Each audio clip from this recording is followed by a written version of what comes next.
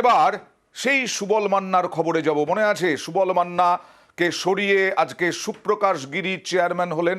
সুবল মান্না তিনি 22শে ডিসেম্বর একটি অনুষ্ঠানে শিশির অধিকারীকে প্রণাম করেছিলেন, সে পর্যন্ত ঠিক ছিল, কিন্তু তিনি গুরু বলে সম্বোধন করেছিলেন সুবল মান্না। তারপরে অনেক কাঠখড় পুড়েছে, কিন্তু আজকে একেবারে অনাস্থা এনে সুপ্রকাশ গিরিকে চেয়ারম্যান হিসেবে বসানো হলো। নিরঞ্জন মান্না তিনি হলেন ভাইস চেয়ারম্যান। কথা বলবো প্রতিনিধি সুজিতের সঙ্গে। তাহলে সুবল মান্না যে কোর্টে গিয়েছিলেন তার কি হলো? সুবল মান্না এখন কি বলছেন?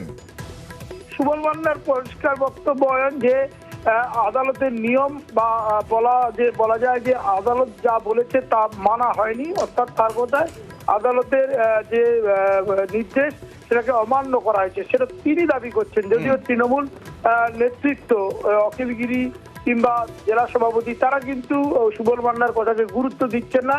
আজকে কিন্তু যেটা হলো যে রাজ্য তৃণমূল নেতৃত্বের নির্দেশে শেষ পর্যন্ত যে শিশির অধিকারীকে গুরু বলে প্রণাম বিতর্ক, সেই বিতর্কে একবারে যা কিছু হয়ে গেল তা হলো সুবল মান্না কি হাল ছেড়ে দিচ্ছেন?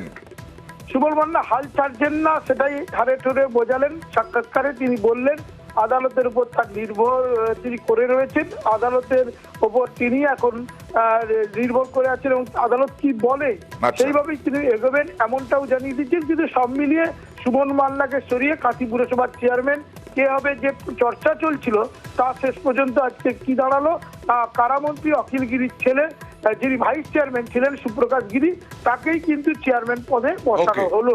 অখিলগিরির ছেলে সুপ্রকাশ গিরি, তিনি তাকেই চেয়ারম্যান পদে বসানো হলো। কি বলছেন তিনি দেখুন। আমি একজন রাজনৈতিক কর্মী।